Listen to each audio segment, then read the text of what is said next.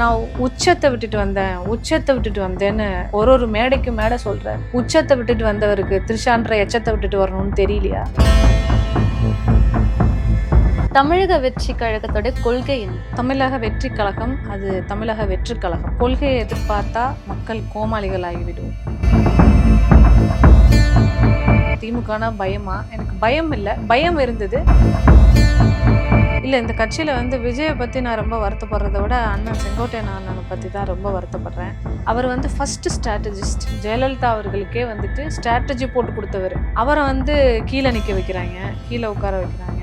விஜய் உட்கார்ந்தாதான் அவரும் உட்காரணும். அதாவது ஒரு கட்சியில் இன்னைக்கு என்னச்சிருக்கு அப்படின்னா, நம்ம வேலை மட்டும் மாறல, நம்ம சேலையும் மாறி இருக்கு. சேலையும் மாறணும், வேலையும் மாறணும். பிரியோ நியூஸ் நேயர்கள் அனைவருக்கும் வணக்கம். This is Vijay Abitha. இன்னைக்கு நம்மோட இணைந்திருக்கும் சிறப்பு விருந்தினர் திமுக நிர்வாகி ரஞ்சனா நாச்சியார் மேம் தான். அவங்க கிட்ட நிறைய விஷயங்களை பேச இருக்கிறோம். முதல்ல அவங்கள வெல்கம் பண்ணிட்டு நிறைய விஷயங்களை தொடர்ந்து பேசலாம். வணக்கம் மேம். வணக்கம்.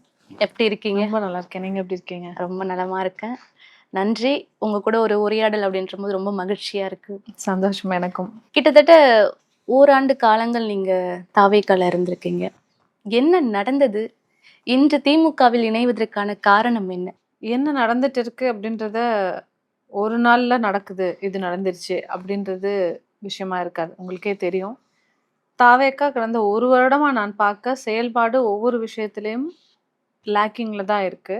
தலைவரோட செயல்பாடு சினிமா முடிச்சதுக்கப்புறம் ஃபுல் டைமாக வர போறாரு, அது முடிஞ்சிட்டோம் அப்படின்னு கொஞ்ச நாள் போச்சு. அப்புறம் கரூர் சம்பவம், கரூர் முடிஞ்சு அந்த இதுலேருந்து பிரச்சனைலேருந்து வெளியில் வந்துட்டு அப்புறம் ஃபுல் டைமாக வந்துடுவார், அந்த பிரச்சனையும் முடிஞ்சிருச்சு. அடுத்து சிபிஐ என்கொயரி, அது முடிச்சுட்டு வந்துடுவார், அதுலேயும் இதாகிடுச்சு. அடுத்து ஜனநாயகன் இஷ்யூ, ரிலீஸ் இஷ்யூ, இதை முடிச்சுட்டு தான் ஃபுல் டைமாக வருவார். இப்படி ஒவ்வொரு விஷயத்தையும் சொல்லி தட்டி கழிச்சிட்டே போகிற மாதிரி இருக்குது. தன் பொறுப்பும் கடமையும் உணராமல் தலைவர் விஜய் அவர்கள் கட்சியில் இருக்காரோ அப்படின்றது ஒரு புரிதலுக்கு வந்தது எனக்கு.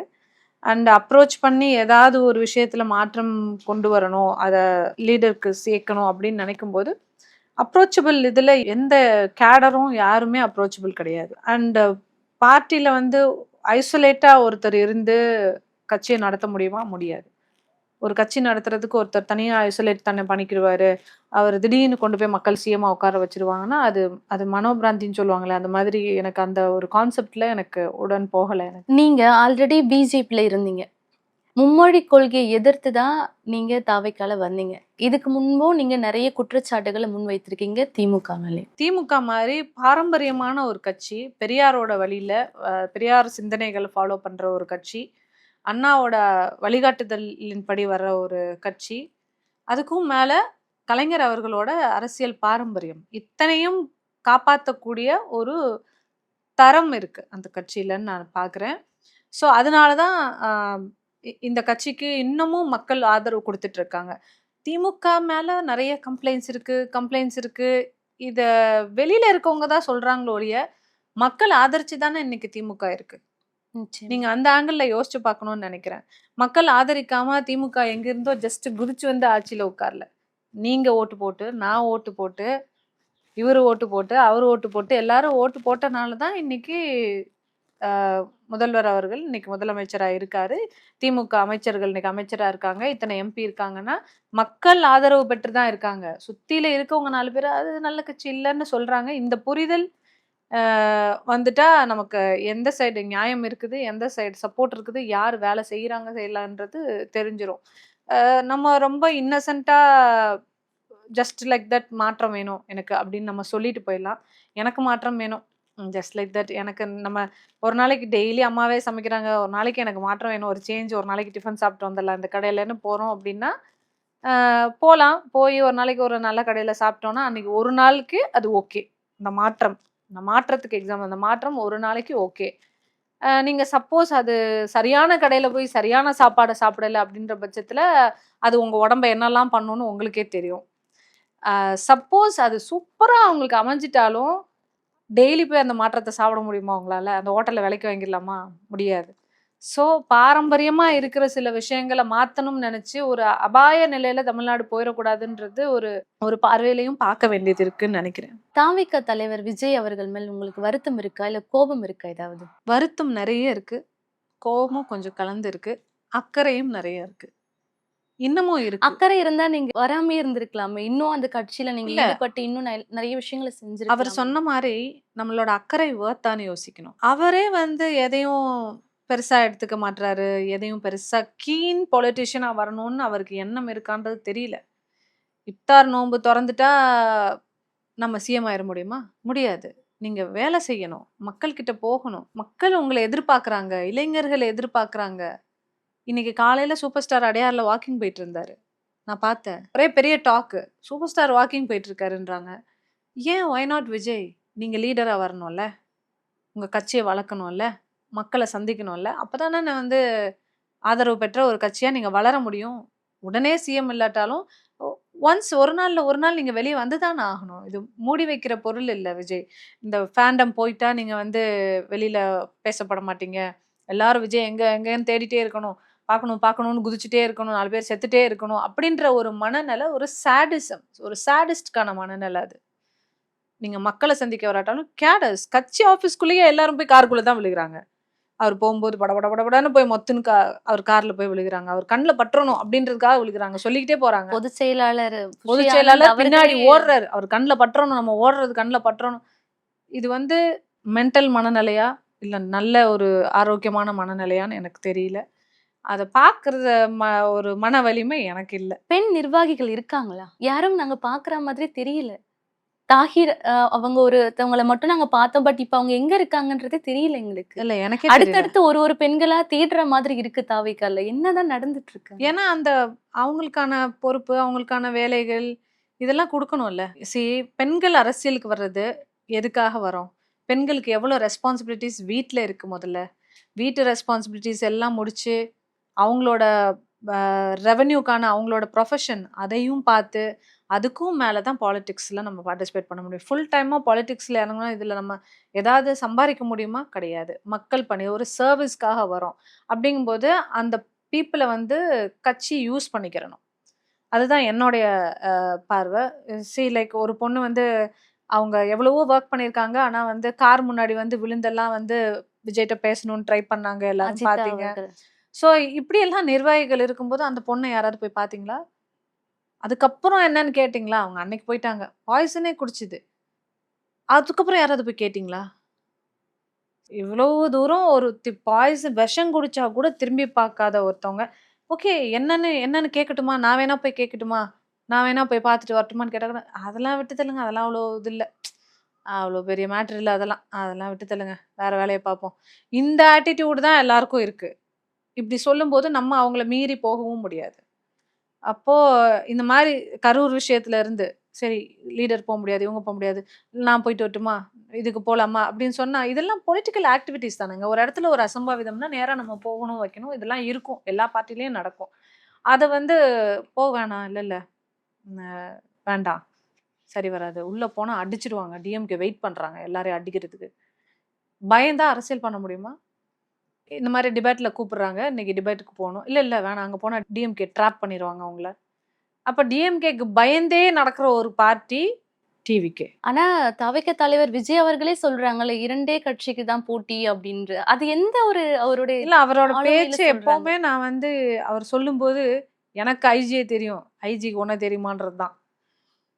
புரியுதா? விவேக் காமெடி ஒண்ணு சொல்லுவாங்க. எனக்கு ஐஜிய தெரியும், நல்லா தெரியும் அப்டிம்பாங்க. உடனே அப்படியா உங்களுக்கு ஐஜிய தெரியுமா? ஆனா அவருக்கு என்னைய தெரியாதும்மா. அது மாரி எனக்கு டிஎம்கே எதிரின்னு யார் வேணாலும் சொல்லலாம். சின்ன குழந்தை கூட வந்துட்டு எனக்கு டிஎம்கே தான் எதிரி அப்படின்னு சொல்லலாம். டிஎம்கே தன்னோட எதிரியா ஏத்துக்குச்சா? தன்னோட எதிரியா நெனச்சு எதுலயாவது அங்கீகரிச்சு பேசியிருக்காங்களா? நம்ம இல்ல. எதிரி அது அந்த அந்த கட்சிய வந்து அவங்க கட்சியாவே முதல்ல அங்கீகரிக்கல. அது ஏதோ ஒரு கூட்டம் இப்படி வந்துட்டு இருக்கு. ஓகே. அப்படின்ற ஒரு இத வந்து திமுக அஞ்சிருச்சு.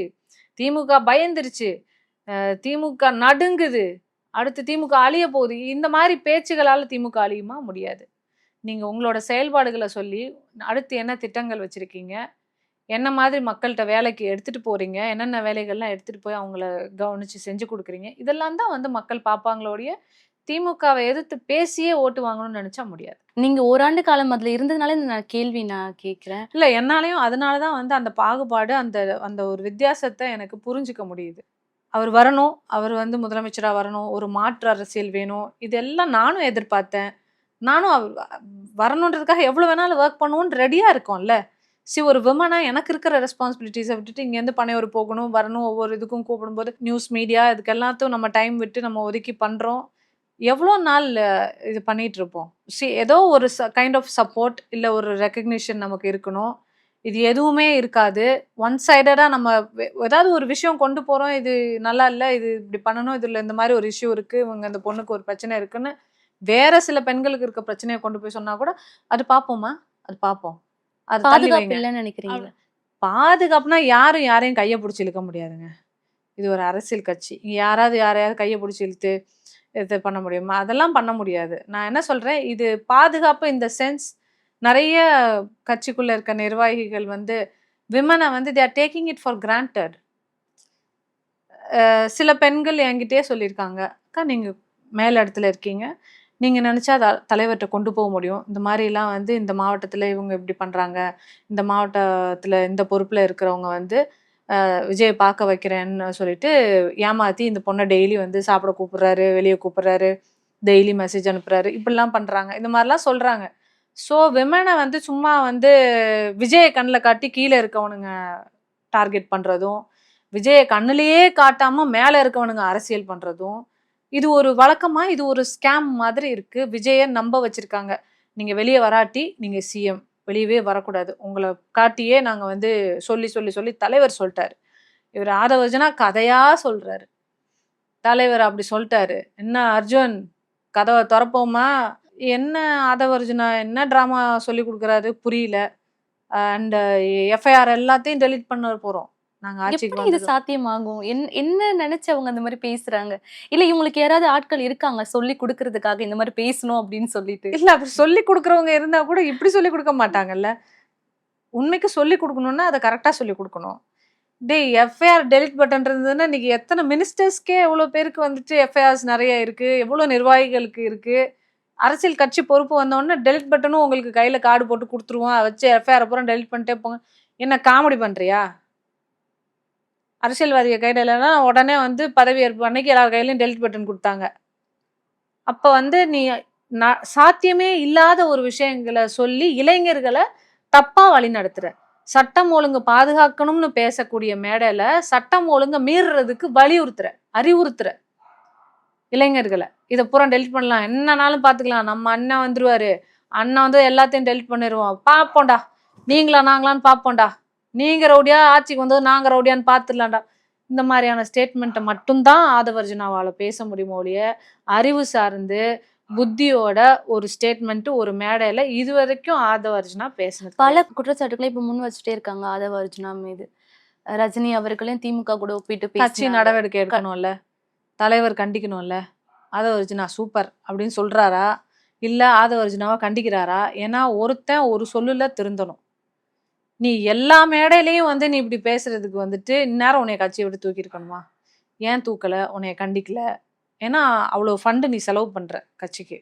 இதெல்லாம் வந்து காசு ஃபண்ட் செலவு பண்றனால என்ன வேணாலும் இப்ப நாங்கலாம் ஒண்ணு பேசணும், ஒரு மேடையில நீ பேசணும் அப்படின்னு சொன்னா, முதல்ல எழுதி குடும்பாங்க. என்ன பேச போறீங்கன்னு எழுதி முன்னாடியே குடுத்து அப்ரூவல் வாங்கணுமா. நான் எந்த மேடையிலயும் பேசல. நான் பேசல. எனக்கு எழுதி குடுத்துலாம் பேச முடியாது. அந்த ஃப்ளோல பேசுறது தான், நம்ம தோன்றத பேசுறது தான், டே டு டே கரண்ட் ஆக்டிவிட்டீஸ வச்சு நம்மளா பேசுறது தான். இத யாருக்கு எழுதி குடுக்கணும்? அப்ரூவல் யாரு பண்ணுவா? அப்புறம் யாருக்கு எழுதி குடுக்கணும்னா, ராஜ்மோகன்ட்ட குடுக்கணும். ரமேஷ்ட்ட குடுக்கணும். ஏன்டா சின்ன பயல்கள 4 பேர உட்கார வச்சுக்கிட்டு, இவைங்கலாம் எனக்கு அப்ரூவல் குடுத்து, நான் போய் மேடை ஏறி பேசணும் அவசியமே எனக்கு கிடையாது. நான் அமைதியா உட்காந்துக்கிறேன். நீங்க உங்க பாட்டுக்கு கட்சிய நடத்துங்க. எனக்கு தேவை என்னவோ அத பண்ணிட்டு போய்க்கிறோம். அப்படின்னு போயிரலாம். 1 நாள், 2 நாள் போலாம். பட் பல நாட்களுக்கு அது கொண்டு போ முடியாது. கட்சியில இருக்கிறவங்க அவங்களுக்கே தங்களுக்கான பொறுப்புகள அவங்களே எடுத்துக்கிறாங்கன்னு நீங்க நினைக்கிறீங்களா? நீங்க அதுல இருந்ததுனால? வேற எங்கேயும் போனா அவங்களால பொழைக்க முடியாது. அதனால உள்ளுக்குள்ள ஏதாவது பண்ணிறணுன்றதுக்காக குட்டிக்கரணம் அடிக்கிறதுக்கு 4 பேர் இருக்காங்க. அந்த குட்டிக்கரணம் அடிக்கிறவங்கள என்னனாலும் யூஸ் பண்ணிப்பாங்க. ஏன்னா, இவன் குட்டிக்கரணம் அடிப்பான். வெளிய போனா அவனுக்கு 10 பைசாக்கு பிரயோஜனம் இல்ல. அப்டின்னா, அவனெல்லாம் வச்சு வேல வாங்கிக்கிறது, அவன யூஸ் பண்ணிக்கிறது, அவன பெரிய ஆளாக்கி விடுறது, அதெல்லாம் பண்ணுவாங்க. பட் ஆனா இவங்க கொஞ்சம் அறிவு உள்ளவங்க, இவங்களுக்கு கொஞ்சம் சென்சிபிளா யோசிக்கக்கூடியவங்கன்னு சொன்னா, இல்ல இவங்க கிட்ட வந்தாங்கன்னா நம்மள கேள்வி கேட்டுருவாங்க. இல்ல இவங்க கிட்ட வந்தாங்கன்னா நம்ம தப்பா கண்டுபிடிச்சுருவாங்க. இந்த மாரி மனநிலையில இருக்கிறவங்கள வந்து பார்த்தாங்கன்னா, அவங்கள கிட்ட சேர்க்க மாட்டாங்க. இப்போ தாவேகா கட்சியில இருந்து திமுகல இணைஞ்சிருக்கீங்க. நீங்க அதுக்கு முன்பே நீங்க பெண்களுக்கு பாதுகாப்பு இல்ல அப்படின்ற ஒரு குற்றச்சாட்ட முன் வச்சிருந்தீங்க. அப்ப தாவேகா சார்ந்த அந்த கட்சியில உங்ககிட்ட ஏதாவது அழுத்தங்கள் ஏதாவது இருந்ததா உங்களுக்கு? அது நெறைய வருது. சோசியல் மீடியால வருது. நைட் 12 மணிக்கு வந்து காலிங் பெல் அடிச்சுட்டு ஓடுவானுங்க. சின்ன பசங்க யாராவது. விஜய் ஃபேன்ஸ்ன்னு நெனைக்கிறேன். அ இது மாரியான வேலையெல்லாம் வந்து நான் எவ்வளவோ பார்த்துட்டேன்டா டேய். இதுக்கெல்லாம் பயந்துகிட்டு வீட்டுக்குள்ள உட்காந்துட்டு இருக்கவங்களும் கிடையாது. இந்த சின்ன பசங்களோட விளையாட்டுக்கு அளவே இல்லாம இருக்கு. அ கொஞ்சமாவது மெச்சூரிட்டியோட இருக்கிறவங்கள தான் அட்லீஸ்ட் கேடர்ஸ்ல வைக்கணும்னு நெனைக்கிறேன். கேடர்ஸ்ல அறிவு இல்லாதவங்களையும், பார்ட்டில பொறுப்பு இல்லாதவங்களையும் வச்சு விஜய் என்ன கஷ்டப்படுறாரோ தெரியல. அவரோட மனநிலை என்னன்னு புரியல. அவர சுத்தி இருக்க டாக்ஸிக் பீப்பிள் வந்து என்ன அவர்ட்ட சொல்லி இது பண்ணி வச்சிருக்காங்கன்னு தெரியல. அவரு ஒரு மர்ம வாழ்க்கை வாழ்றாரு. அந்த மர்ம வாழ்க்கையிலிருந்து வெளிய வந்து என்ன நடக்குதுன்ற ஃபேக்ட்ஸ் எல்லாம் பார்த்து தெரிஞ்சா தான், அவருக்கு அடுத்த கட்டத்துக்கு நகர்றதுக்கு முடியும். வருவார்ன்னு நினைக்கிறீங்களா? வரணும்னு நெனைக்கிறேன். இப்போ திமுகல இணைஞ்சதுனால இப்ப மீண்டும் இந்த ஒரு கேள்வி கேட்கிறேன் நானு. இலவசம், இலவசம் அப்படின்ற இந்த வார்த்தை வந்து ரொம்பவே பரவலா பேசப்பட்ட ஒரு பொருளாவே இருந்தது.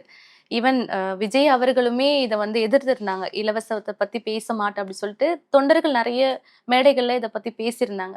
இப்ப அவரே இப்போ இந்த மகளிர் தினத்தன்று ஒரு ஸ்டேட்மெண்ட்ட வெளியிட்டிருக்காங்க. தாய்மாமன் சீராவே நானே நெறைய விஷயங்கள பண்றேன், மோதிரம் போடுறேன் அப்படின்னு சொல்லிட்டு. அத நீங்க எப்படி பார்க்குறீங்க? இல்ல இலவசம்ன்றது பர்சனலி நானுமே வந்துட்டு எதுக்கு இலவசம்? இலவசம் குடுத்தா விலைக்கு வாங்கிற முடியுமா? பெண்களுக்கு மட்டுமே குறிப்பா இலவசம் குடுக்குறாங்களே! நம்மள ஃப்ரீயா குடுத்தா எதுனாலும் நம்மளெல்லாம் மடிய வச்சுலான்னு நெனைக்கிறாங்களோ! இந்த ஒரு எண்ணம் எனக்கு எப்பவுமே இருக்கும். நான் இது நெறைய தடவ யோசிச்சிருக்கேன். அ அப்ப நான் ரீசென்ட்டா பேசின ஒரு இன்டர்வியூல கூட ஒரு டிபேட்ல பேசியிருந்தேன். பெண்கள வந்து அரசியல் கட்சிகள் இலவசம் குடுத்து விலைக்கு வாங்குதுன்னு. அப்ப என்கிட்ட கூப்ட்டு 2 லீடர்ஸ் வந்து பேசினாங்க. நீங்க வந்து எல்லாரையும் ரஞ்சனா நாச்சியாராவே பார்க்காதீங்க. உங்களுக்கு இலவசம் குடுத்தா பிடிக்காது. நெறைய பெண்கள் அடிமட்டத்துல இருக்கவங்க, டெய்லி ஒரு ரூ. 100 சம்பளத்துக்கு வேலைக்கு போயிட்டு இருக்கவங்களுக்கு, ஒரு இலவசம் ஒரு நாளைக்கு ஒரு விஷயம் கிடைக்குது. ஒரு ரூ. 1000 கிடைக்குதுன்னா, அவங்களுக்கு அது பெரிய உதவி. உங்களுக்கு ரூ. 1000 எதுக்குடா எனக்கு? ரூ. 1000 வச்சு என்னடா பண்ண போறேன்? நீங்க நெனைக்கலாம். பட் அவங்களுக்கு அது பெரிய உதவி. அரசாங்கம் அந்த மாரி சின்ன சின்ன உதவிகள செய்றத வந்து, அவங்கலாம் ரொம்ப வேல்யூ பண்றாங்க. ஸோ நீங்க அந்த மாரி பெண்களுக்காக பேசுங்க. 1000 2000 குடுங்கன்னு கேளுங்க. ஏன் அது வேணவே வேணான்னு சொல்றீங்க? அந்த பெண்கள அது பாதிக்கும். இலவச பஸ் வேணான்னு நெனைக்கிறீங்க. எல்லாரும் உங்கள மாரி கார்ல போ முடியாது. பஸ்ல போயிட்டு வர பெண்கள் கஷ்டப்படுறவங்க எவ்வளவோ பேர் இருக்காங்க. ரூ. 5க்கு டிக்கெட் போட முடியாத பெண்களும் இருக்காங்க. அவங்கள நெனச்சு நீங்க பேசுங்கன்னு எனக்கு 2 பேர் அட்வைஸ் குடுத்தாங்க. எனக்கு அது யோசிக்க வச்சது. கரெக்ட். அண்ட் ஃபைனலா நம்ம இலவசம் இல்லாம வரலையே. டிவிக்கு வந்து இலவசத்த தான் குடுக்க வரேன் அப்படிங்கும்போது, நம்ம தான் ராங் ஆங்கிள்ல அப்ப யோசிக்கிறோம். கரெக்ட். சிலர் சொல்றத நல்லதோ, கெட்டதோ எடுத்துக்கணும். I take it. அடுத்து திரு செங்கோட்டையன் அவர்களிருந்து தொடங்கலாம். கிட்டத்தட்ட 50 ஆண்டு காலங்கள் அதிமுகல பயணிச்சுட்டாங்க. திரும்பி பார்த்தா அடுத்து யாரும் எதிர்பார்க்காத ஒரு விஷயமாவே இருந்தது. தாவேக்கால இணைஞ்சது. இப்ப என்ன பண்ணிட்டு இருக்காங்க அவங்க? இல்ல இந்த கட்சியில வந்து விஜய பத்தி நான் ரொம்ப வருத்தப்படுறத விட, அண்ணன் செங்கோட்டையன் அண்ணன பத்தி தான் ரொம்ப வருத்தப்படுறேன். ஏன்னா, ஆ விஜய சுத்தி டாக்ஸிக் பீப்பிள் இருக்காங்கன்னு விஜய்க்கு தெரியுமா? தெரியாதா? நமக்கு தெரியாது. ஆனா, நம்ம இப்படி ஒரு சூழ்நிலையில இருக்கோம் அப்படின்றது அண்ணனுக்கு நல்லாவே தெரியும். அண்ணன் வந்து எவ்வளோ தவறான பெரிய முடிவு எடுத்துட்டேன் அப்படின்னு யோசிக்கிறாரா? அவர் யோசிக்கிறாரா என்னன்றத நான் சொல்லக்கூடாது. ஆனா, அவரு கண்டிப்பா யோசிக்காம இருக்க மாட்டாரு. இன்னைக்கு எந்த ஒரு பொறுப்பு, ஒரு லெட்டர் பேட்ல ஒரு குழுவெல்லாம் அமைக்கும்போது, போடும்போதும் சரி, 4வது பேர்ல தான் அவர் பேர போடுறாங்க. அவர் வந்து ஃபர்ஸ்ட் ஸ்ட்ராட்டஜிஸ்ட். ஜெயலலிதா அவர்களுக்கே வந்துட்டு ஸ்ட்ராட்டஜி போட்டு குடுத்தவரு. அவர வந்து கீழ நிக்க வைக்கிறாய்ங்க. கீழ உட்கார வைக்கிறாங்க. விஜய் வந்து உட்கார்ந்தா தான் அவரும் உட்காரணும். அவரு உட்கார்ற வரைக்கும் யோசிப்பாரு. உட்காரலாமா? உட்காரலாமா? வேணாமா? ஏன்னா எல்லாரும் நிக்கும்போது நின்னு தானே ஆகணும். இந்த நிலைமையில இன்னைக்கு அவரு இருக்காரு. Senior most person. அரசியல்ல ஒரு பெரிய ஸ்ட்ராட்டஜிஸ்ட்டா இருந்தவரு. அத பார்க்கும்போது கொஞ்சம் வருத்தமா இருக்கு. அண்ணனுக்கு இன்னும் கொஞ்சம் அவருக்கான பொசிஷன் குடுக்கணும்னு நெனைக்கிறேன். சுதந்திரமா இருங்கன்னு சொல்றது, நீங்க ஜெயலலிதா ஃபோட்டோ வச்சுக்கோங்கன்னு சொல்றது, இதெல்லாம் அண்ணன் பெருமையா பேசுறாரு. பட் அவரோட நிலை என்ன? எது மேல நிக்கிறாருன்றது அவருக்கும் தெரியும். பார்க்குற நமக்கும் தெரியுது. ரொம்ப வருத்தமா இருக்கு அவரோட இல்ல பொசிஷன். எங்களுக்குமே பார்க்கும்போது ஒரு ஒரு பிரஸ் மீட்லயும் பார்க்கும்போது அவரால எதுவுமே பேச முடியலையோ அப்படின்ற மாதிரி லைக் ஆடியன்ஸ் பார்க்கும்போது எங்களுக்கு அது ஃபீல் ஆகுது. 50 ஆண்டுகள் அரசியல்ன்றது அது பெரிய ஒரு புரட்சினே சொல்லி ஆகணும். அவரு ஜெயலலிதா அம்மா கிட்ட அவ்வளோ ஒரு அமைச்சரா இருந்து, அத்தன பொசிஷன்ஸ்ல இருந்து பேசுற ஒரு மனிதர். இப்ப பார்த்தா ஒரு பிரஸ் மீட்ல பேசும்போது, அவங்க சொல்றதுக்கு இவரு பேசுற மாரி, இன்னும் சொல்லனா அதாவது தலையாட்டி பொம்மைன்ற மாதிரி தான் இருக்கு. அவரே வந்து முதல்லலாம் நெறைய பதில் குடுத்துட்டு இருந்தாரு. உட்கார வச்சு பிரஸ் மீட்லாம் குடுத்தாரு. இப்ப அவரையே என்ன சொல்லி வச்சிருக்காங்கன்னா, நீங்க எதுவும் குடுக்கக்கூடாது. பிரஸ் மீட் குடுத்து எதுக்கும் பதில் குடுக்கக்கூடாது. அப்ப அதையும் மீறி மீடியா வந்து இருக்கும்போது அவரால முடியாதுங்க அப்படின்னு சொல்லிட்டு போனாருன்னா, அவரும் புசி ஆனந்த் ஆயிருவாரு. ரொம்ப வேகமா ஒரே நாள்ல ஆயிருவாரு. அதனால அவரு சில காரணங்களுக்காக மீடியாவ சந்திக்கிறாரு, பேசுறாரு. பட் நீங்க ஏதாவது கேள்வி கேட்டாலும், எது கேட்டாலும் அது தலைவர் அவர்கள் நல்ல நேரம் வரும்போது, நல்ல நாள் வரும்போது, தலைவர் வெளிய வரும்போது, தலைவர் ஏன் நீங்க எல்லாம் வரமாட்டேங்கிறாரு? கேட்கும்போது அப்படின்னு சொல்லி அன்னைக்கு அவர் சொல்லுவார் அப்படின்றாரு. அத நீங்க சொல்லுவீங்கன்னு தான் இந்த கேள்விய கேட்டோம். இத்தனைய சொல்லி நீங்க என்ன அவர் சொல்லுவாருன்னு சொல்லிட்டு போறீங்கன்ற மாரி ஒரு பதில் சொல்லிட்டு போறாரு. அத பார்க்கும்போது எனக்கு தெரியுது. அண்ணன் பாலிசா ஏதோ சொல்லிட்டு போறாங்க, நழுவிட்டு போறாங்கன்னு தெரியுது. பட் ஆனா இதெல்லாம் அரசியல்ல வந்து வழிகள் அதெல்லாம் தாண்டி தான் வரணும். அண்ணனுக்கு வந்து ஆனா இவ்ளோ எக்ஸ்பீரியன்ஸ் எல்லாம் தாண்டி, எவ்வளவோ வழிகள தாண்டி வந்தா, இவங்க கிட்ட மாட்டிக்கிட்டு முழிக்கணும்ன்ற ஒரு நிலைமைக்கு வந்துட்டாரேன்னு நெனைக்கிறது தான் கொஞ்சம் வலியா இருக்கு. அப்படியே ஒருத்தர் பார்த்துட்டு போனோம்னா, அடுத்து ஓபிஎஸ் அவர்களுமே திமுகல இணைஞ்சிருக்காங்க. அதுவுமே ஒரு பெரும் பேசும் பொருளா இருந்தது. இப்ப நீங்களும் அதுல இணைஞ்சிருக்கும்போது, அவர்கிட்ட பேசுறதுக்கான இன்னைக்கு தான் இணைஞ்சிருக்கீங்க. பேசுறதுக்கான வாய்ப்பு இருந்ததா? ஏதாவது ஆலோசனைகள் கேட்டீங்களா? யார்கிட்ட? பன்னீர்செல்வம் அவர்களிடம். கேட்டுருக்கேன். எனக்கு மாமாங்க அவரு. ஓகே. ஸோ எங்களுக்கெல்லாம் அரசியல் வழிகாட்டி. நான் பிறந்ததுலேருந்து அவரு டீ கடை வச்சிருக்கிறதுலேருந்து நாங்க ஸ்கூலுக்கு போம்போது அவங்க டீ கடையில தான் சைக்கிள நிப்பாட்டிட்டு போவோம். ஆ ஸோ அந்த வயசுலேருந்து எங்களுக்கு எதுனாச்சும் ஒண்ணுன்னா நல்லது, கெட்டது எடுத்து சொல்றது. இது எல்லாமே எங்க ஃபேமிலில என்னவா இருந்தாலுமே எங்களுக்கு ஒரு கல்யாணம் நடத்தி வைக்கிறது, குழந்தைகளுக்கு பேரு எல்லாமே மாமா தான். அதனால வந்து ஆனா அரசியல்ல வந்துட்டு நான் அவர் சொன்னத கேட்டுலாம் நான் நடந்ததில்ல. நெறைய விஷயங்கள். சில விஷயங்கள் சொல்லுவாரு. நான் முதல்லயே டிவிக்கு போறேன்னு சொல்லும்போது, "பொறுமையா இரும்மா, நல்ல இடத்துல தானே இருக்க." அப்படிலாம் சொன்னாங்க. "நல்ல இடத்துல தானே இருக்க. நான் சொன்னா கேட்க மாட்ட. அப்புறம் உன் இஷ்டம்மான்ருவாங்க." "சரி மாமா" அப்படின்னு சொல்லிட்டு வந்துருவோம். ஆனா, அவரு வந்து அ திமுகக்கு வரணும் அப்படின்னு நானு நெனச்சதுக்கு அப்புறமா நான் வரப்போறேன், நான் வரட்டுமா? இதெல்லாம் நான் கேட்கல. அ பட் அவர் இருக்க இடத்துல அவரு கரெக்ட்டா டிசைட் பண்ணியிருப்பாருன்னு நான் நெனைக்கிறேன். ஏன்னா, இத்தன வருஷ எக்ஸ்பீரியன்ஸ் 3 முறை முதலமைச்சரா இருந்தவரு.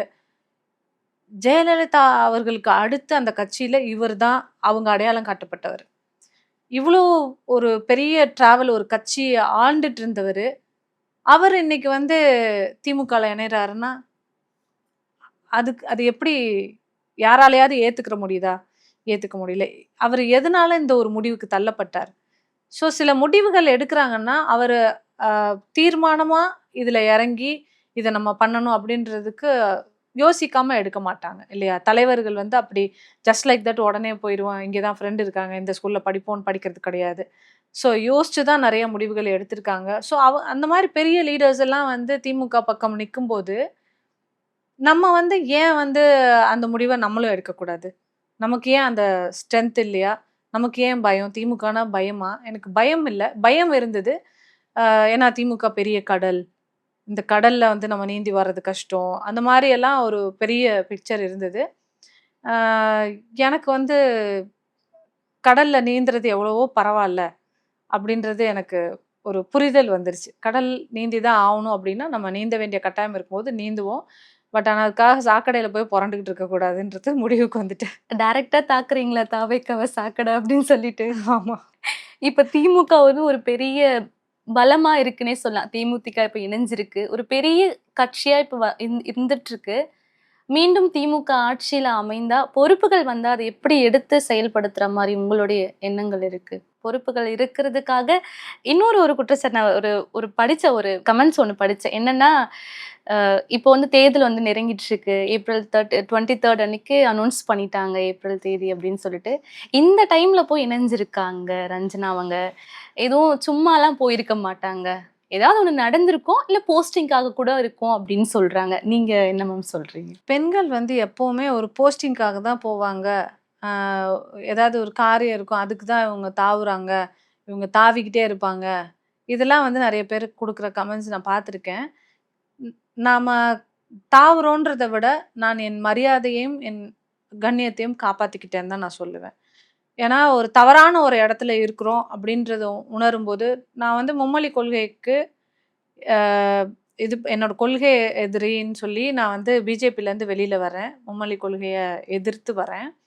அப்படிங்கும்போது கொள்கையில நான் முரண்பட்டேன். எனக்கு நான் 2 பசங்க வச்சிருக்கேன். படிக்கிற பசங்கள நெறைய பேர்ட்ட பேசுறோம், டீச்சர்ஸ்ட்ட பேசுறோம். இந்த சிஸ்டம் சரியில்லன்றது எனக்கு தெரியுது.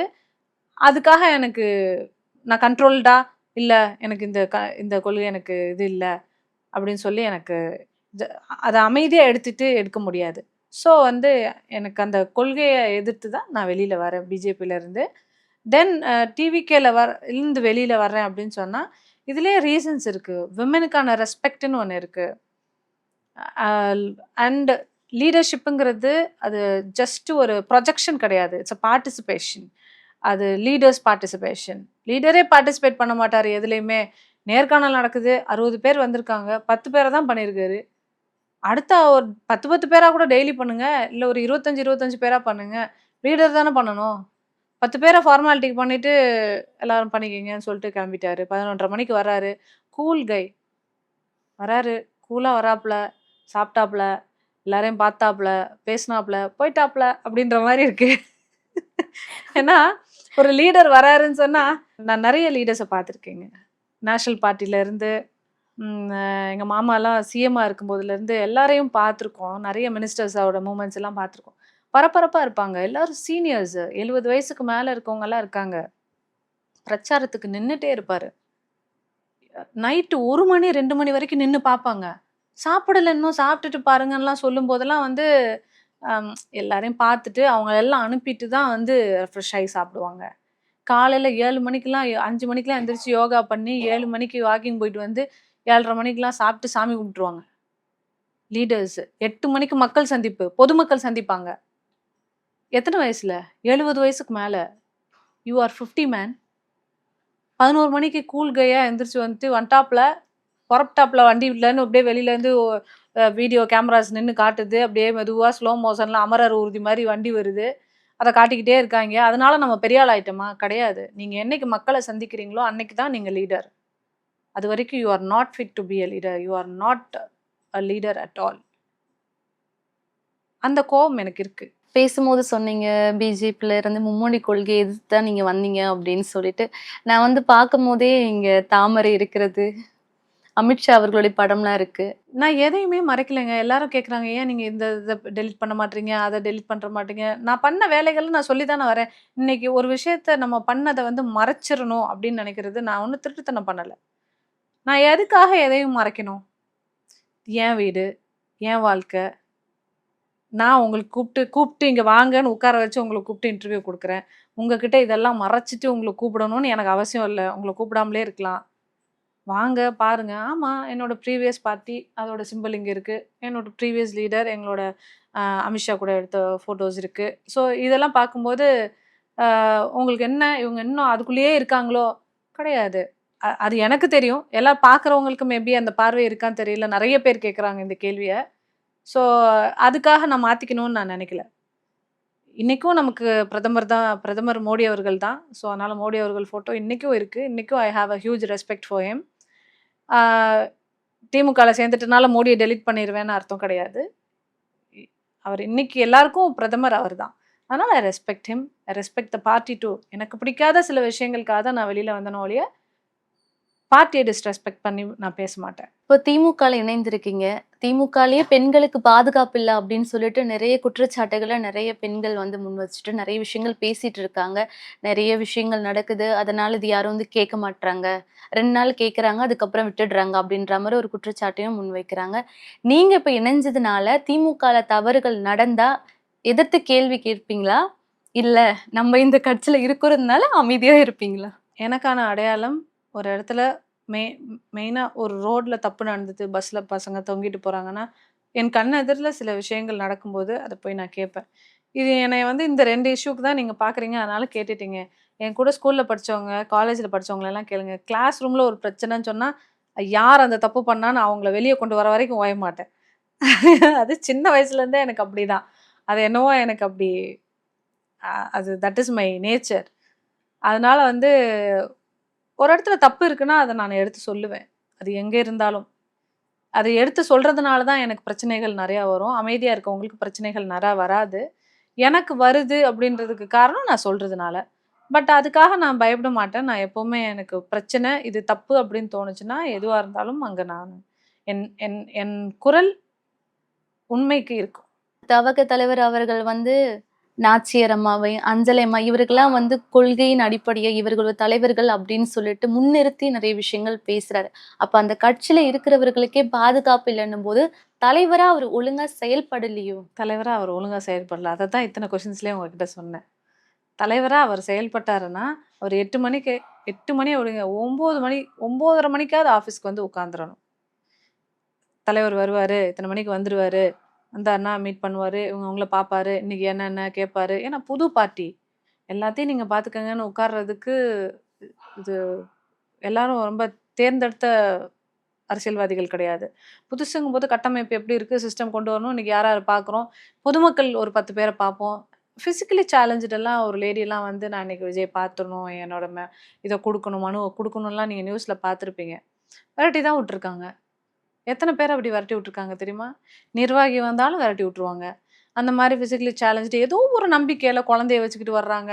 உடனே இவங்க அப்படியே ஃபோக்கஸ் வச்சு அப்படியே கேட்கறது மாரி, "கொண்டாங்க, இங்க வாங்க, குழந்தைக்கு என்ன கொடுங்க, தலைவர்ட்ட குடுப்போம்" அப்படின்னு கேட்கறத மட்டும் வீடியோ எடுத்து போடுறாங்க. கேட்டவங்களுக்கு செஞ்சியா? நீங்க அத பேசுனீங்களா மேம்? நீங்க 1 ஆண்டு காலங்கள் இருந்தீங்கல்ல. பேசுறதுக்கு விடலையா உங்கள? அதத்தான் சொல்றேனே, நம்ம சொல்லவே முடியாது அங்க எதையுமே. எதையுமே நீங்க சொல்ல முடியாது. அங்க லைக் ஒரு பெரிய ஒரு இது இருக்கு. ஒரு பெரிய ப்ரொஜெக்ஷன். விஜய்கிட்ட யாரும் பேசிற முடியாது. வேற அவர்ட்ட சொல்லிறாதீங்க, இவர்ட்ட சொல்லிறாதீங்க. இத கேட்டீங்கன்னா இது ஆபத்து. உங்கள ஏற்கனவே நீங்க கேட்கறனால தான் உங்கள பெருசா இது பண்ண மாட்டேங்கிறாங்க. நீங்க கொஞ்சம் அமைதியா இருங்க. இப்படியே தான் சொல்றாங்களோ ஒழிய, யாருக்குமே வந்து இத சொல்லுவோம், இத கேட்போம். ஏன் அவங்களுக்கு என்ன செய்றதுக்கு என்ன? நான் சப்போஸ் அதுல இன்வால்வ் ஆனேன்னா, இவங்க ஏன் டாமினன்ஸ் பண்றாங்க? ஏன் டாமினேட் பண்ணி உள்ள இறங்குறாங்க? நமக்கு தெரியாதா பண்றது? இவங்க தான் உள்ள வரணும். இந்த மாரியான கேள்விகளும் என் மேல ஒரு வெறுப்பும் வர ஆரம்பிக்குது. அப்ப நான் ஒண்ணொண்ணையும் கேட்டுட்டே இருப்பேனா? ஒண்ணு கேட்பேன். என்ன நம்ம கேட்டா நம்மள டாமினன்ட்ன்ருவாங்க. அப்ப நம்ம எல்லாத்தையும் கேட்டுட்டு இருக்கக்கூடாது. சரி, ஒரு விஷயம், 2 விஷயம் ஓகே. ஒவ்வொரு விஷயமா ஒரு சில விஷயங்கள்ல தப்பு நடக்கும் எல்லா இடத்துலயும். ஏத்துக்கலாம். பட் ஒவ்வொரு விஷயமா தப்பு நடக்கும்போது சில இடங்கள்ல நம்ம பர்ஸ்ட் அவுட் ஆயிருவோம். சில இடங்கள்ல பிளாஸ்ட்ன்ட்டு ஆயிருவோம் நம்மளே. அதனால தலைவர் ஸ்டைல்லயே. ஆமா. இந்த உடைக்கான காரணம் என்னன்னு தெரிஞ்சுக்கலாமா? இன்னைக்கு தான் இணைஞ்சிருக்கீங்க. ஆமா. கருப்பு, சிவப்புன்றபோது டைரக்ட்டா உங்க தலைவருடைய கட்சியோட நிறத்தை வந்து பிரதிபலிக்கிற மாதிரி ஆமா. இருக்கு. அதாவது ஒரு கட்சியில இன்னைக்கு இணைஞ்சிருக்கு அப்படின்னா, நம்ம வேலை மட்டும் மாறல. நம்ம சேலையும் மாறியிருக்கு. சேலையும் மாறணும், வேலையும் மாறணும். தாவேக தலைவர் அவர்கள் வந்து ஒரு கட்சிக்கு வந்துட்டாங்க. அரசியல் தலைவரா மக்களுக்காக பணி செய்றேன். மக்கள் தான் எனக்கு முக்கியம். நீங்கள் தான் எனக்கு முக்கியம் அப்படின்னு சொல்லிட்டு ஒவ்வொரு மேடைகள்லயுமே நெறைய விஷயங்கள பேசுறாரு. அப்படி இருக்கும்போது, ஒரு கட்சிக்காக தன் தன்னுடைய கோடிக்கணக்குல நான் ஒரு வேலை செஞ்சுட்டு இருந்தேன். சம்பளம் வாங்கிட்டு இருக்கேன். அந்த சினிமா துறையே விட்டுட்டு மக்களுக்காக வந்து நிக்கிறோன்றபோது, ஒரு ஒரு குற்றச்சாட்டு அவர் மேல வைக்கிறாங்க. அப்ப அவரு அந்த அந்த இடத்துல ஒரு தலைவரா அத எதிர்த்து இருக்காம, மக்கள் பேசுற மாதிரி த்ரிஷா அவர்கள வந்து ஒரு திருமணத்துல வந்து அழைத்துட்டு வர்றது பெரும் பேசும் பொருளா இருந்தது. அவருடைய மனைவி சங்கீதா அவர்கள் வந்து விவாகரத்து வேணும் அப்படின்னு சொல்லிட்டு வழக்கு தொடர்ந்திருக்காங்க. இப்படி பல பிரச்சனைகள் இருக்கும்போது, அது தவிர்த்திருக்கலாமோ அப்படின்ற மாரி சில குற்றச்சாட்டுகள் இருந்தது. நீங்க அதுக்கு நீங்க அகைன்ஸ்ட்டா அதுதான் ஃபர்ஸ்ட் நீங்க குரல் கொடுத்தீங்க. அத பத்தி சொல்லுங்க. ஒரு தலைவர் ஆகுறதுக்கு நெறைய தகுதிகள் கிடையாது. சில தகுதிகள் இருக்கு. அது மட்டும் இருந்தா போதும். அவங்க வந்து ஒரு தலைவரா ஏத்துக்கிறதுக்கு மக்கள் ரெடி ஆயிருவாங்க. ஒரு சின்ன விஷயத்துல பெரிசெல்லாம் வந்து பார்க்க மாட்டாங்க. மக்கள் ஒரு சின்ன விஷயத்துல தூன்னு தூக்கி போட்டுருவாங்க. பெரிய பெரிய பிரச்சனை நடந்திருக்கும். கரூர் சம்பவம் 41 பேர் செத்தவங்கள கூட கூப்பிட்டு வச்சு துக்கம் கேட்டத கூட மக்கள் அன்போட ஏத்துக்கிட்டாங்க. அந்த மக்கள் வந்து வந்துட்டாங்களே! என்ன கூப்பிட்டா நான் போயிருக்க மாட்டேன். என்ன அம்பானி வீட்லயே கூப்பிட்டாலும் நம்ம வீட்ல செத்துருக்காய்ங்க. அத என்ன அவைங்க வீட்ல கூப்பிட்டு விட்டா நம்ம போய் கேட்கிறதான்றது சாதாரணமா எல்லாருக்கும் இருக்கும். ஆனா மக்கள் விஜய் மேல வச்ச நம்பிக்கை, விஜய் மேல வச்ச அன்பு, அவங்க ஃபேமிலி எல்லாம் வந்து அத துக்கத்த கேட்டுட்டு போனாங்க. ஸோ அத நான் அவங்கள மதிக்கிறேன். ஆனா விஜய் அவங்கள மதிக்கிறாரா? அதாவது இந்த மாதிரியான மக்களோட அன்பை வந்து பயன்படுத்திக்கிறாரா கரெக்டா? நான் உச்சத்தை விட்டுட்டு வந்தேன்னு ஒரு ஒரு மேடைக்கு மேடை சொல்றாரு. உச்சத்த விட்டுட்டு வந்தவருக்கு த்ரிஷான்ற எச்சத்த விட்டுட்டு வரணும்னு தெரியலையா? இது என்னோட கேள்வி. சின்ன விஷயங்கள் இதெல்லாம் விட்டுட்டாங்க. இந்த ஒரு சின்ன விஷயம் உன்னை எவ்வளோ போட்டு படுத்துது? நீ அன்னைக்கு அப்படி கூட்டிட்டு வந்தது எவ்வளவு பேரு, "என்ன இவ தேவையில்லாத வேல. விஜய்னா புடிக்கும்பா. விஜய் அவருடைய சப்போர்ட்டர்ஸே எதுக்குறாங்க?" ரசிகர்களே வெறுத்தார்கள்.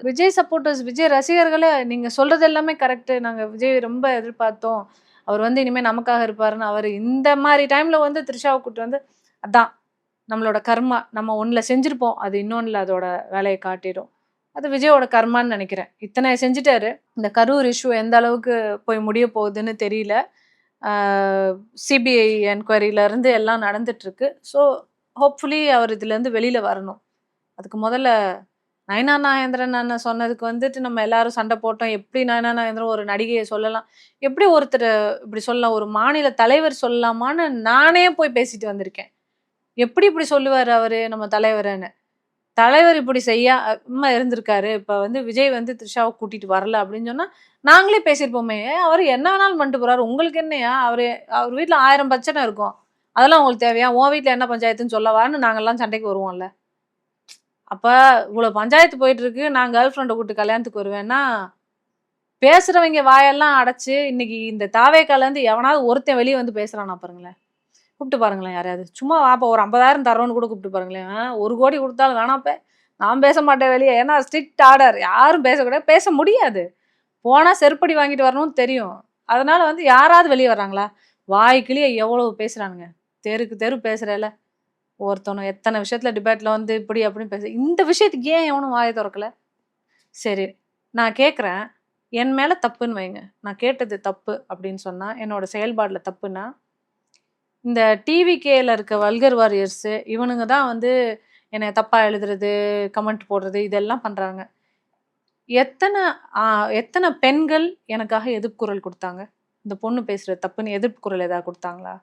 யாராவது ஒரு பெண் சொல்லுங்க. இல்ல. இல்ல ஒரு 4 பேர் குடுத்துருக்காங்க மேடம்னா சொல்லுங்க. எல்லா பெண்ணுக்கும் பெண்ணின் மனநிலை புரியும். ஒவ்வொரு பெண்ணுக்கும் இன்னொரு பெண்ணோட மனநிலை அந்த இடத்துல மனைவியோட மனநிலை என்னவா இருக்குன்றது தெரியும். அவர் பெற்ற பிள்ளை ஒரு பொம்பள பிள்ளை. அதுக்கோட மனநிலை என்னவா இருக்குன்றதும் பெண்களுக்கு தெரியும். இந்த இடத்துல த்ரிஷா என்ன மனநிலையில வந்திருப்பான்றதும் தெரியும். ஸோ இந்த மாரி இருக்க ஆட்கள வந்து என்கரேஜ் பண்றது தப்பு. இவங்க சொல்றது கரெக்ட்டுன்றதுனால தான் இதுவரைக்கும் எந்த பெண்ணும் எனக்காக எதிர்ப்பு குரல் குடுக்கல. கட்சியில இருக்க பெண்கள கூட சொல்றேன். ஏன் டிவிகேல இருக்க பெண்கள ஃபுல்லா இவள வெரட்டி அடிங்கடா! ஃபுல்லா வீடியோ போடுங்கம்மா. இவ சொல்றது தப்பு. இவ தப்பான பொம்பள சொல்லுங்கம்மா. பேசுங்க. வாங்க சண்டைக்கு வாங்க. ஒரு பெண் வர முடியுதா? நான் பேசினது கரெக்ட் தானே? நான் கேட்கிற கேள்விக்கு பதில் இல்லல்ல உன்கிட்ட. அப்ப கேட்டுக்கிட்டே தான் இருப்பேன். தமிழக வெற்றி கழகத்தோட கொள்கை என்ன? தமிழக வெற்றிக் கழகம், அது தமிழக வெற்றுக் கழகம். கொள்கையை எதிர்பார்த்தா மக்கள் கோமாளிகள் ஆகிவிடுவோம்.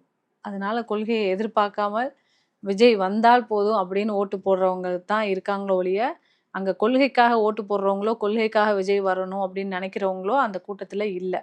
விஜய் வந்தாலே போதும். விஜய் வர வேணாம். நான் தான் விஜய்ன்னு எவனாவது சொன்னாலே போதும். அந்த மாவட்ட தலைவர் வந்து இன்னைக்கு நான் தான் விஜய் அப்படின்னு தான் ஓட்டு கேட்க போறாங்க. நீங்க வேட்பாளர் இணையும்போது எல்லாருமே மாற்று அரசியல் வேணும் அப்படின்னு சொல்லிட்டு தான் தாவேக்கால இணைஞ்சீங்க அப்படின்னு நீங்க சொல்லியிருந்தீங்க. அப்போ கொள்கையே இல்ல. தாவேக்கால இருக்கவங்க எல்லாம் அப்படின்ற ஒரு டேக் லைன் இப்போ ஒண்ணு குடுத்துட்டாங்க. அவர்கள் அணில்கள், அவர்களுக்கு ஒண்ணுமே தெரியாது. எல்லாமே சின்ன பசங்களா இருக்காங்க. ஒரு ரசிகரா தான் பார்க்குறாங்க. ஒரு கொள்கை தலைவரா மட்டும் இல்ல யாருமே அவங்கள இங்க அக்யூஸ் பார்க்கல பண்றத விட அப்படின்னு அவங்களோட சொல்லிட்டு. மென்டாலிட்டிய புரிஞ்சுக்கணும்னு நான் நினைக்கிறேன். ஏன்னா அவங்க எல்லாருமே உண்மையான அன்புல இருக்கவங்க.